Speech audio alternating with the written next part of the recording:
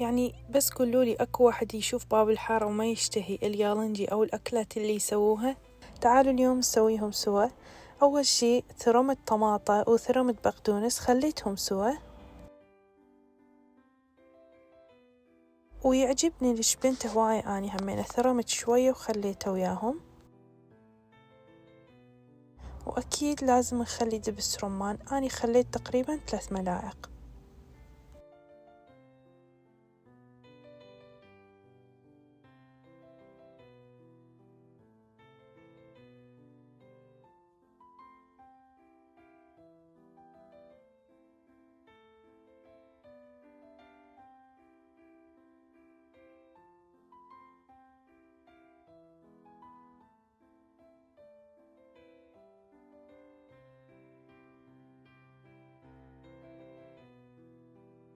طبعا أكيد ما ننسى السماق، أني خليت تقريبا 3 ملاعق صغار.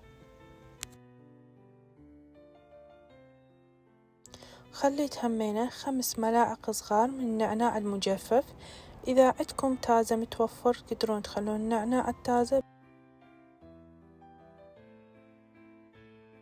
خليت تقريبا نص ملعقة صغيرة من فلفل الأسود، ونخلي تقريبا ملعقتين صغار ملح،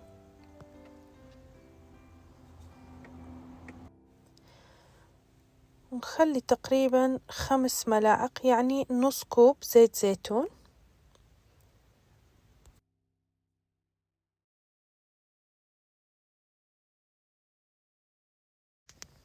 طبعا هنا عندي التمن، يقولوا له الرز المصري اللي هي تجي الحبة مالته شوية صغيرة.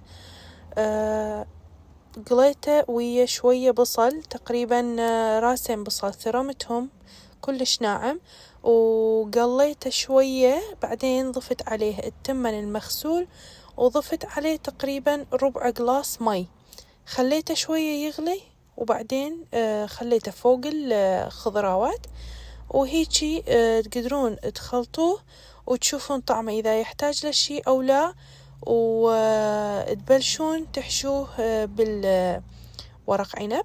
طبعا أني نسيت أخلي ليمون بالأخير ضفته، تقدرون تضيفون ملعقتين ليمون طبعا إذا تعجبكم تكون حامضة هواية. أنا تعجبني الضولمة اللي أكلها دائما تكون حامضة، فضفت عليها تقريبا ملعقتين صغار ليمون.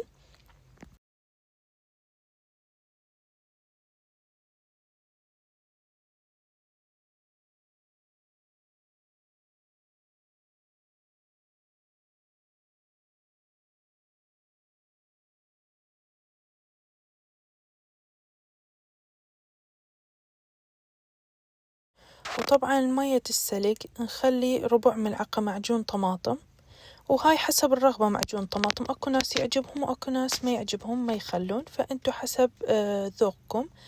ونخلي ربع ملعقة فلفل أسود، نص ملعقة سماق، ونخلي هيجي رشة فلفل حار، أنا تعجبني تكون شوية حارة فخليت رشة من فلفل حار، ملعقة نعناع، أكيد نعصر ليمون، نخلي تقريبا 3 ملاعق كبار ليمون، وبعدين نضيف ملعقة كبيرة همينة من الملح، وبعدين نخلي مي فاتر فوق البهارات اللي سويناها هسه، نخلطهم كل زين بحيث انه يذوبوا ويانا المعجون، بعدين نخليها فوق ورق العنب. تخلوها فوق ورق العنب لحد ما يعبر ورق العنب بأصبع.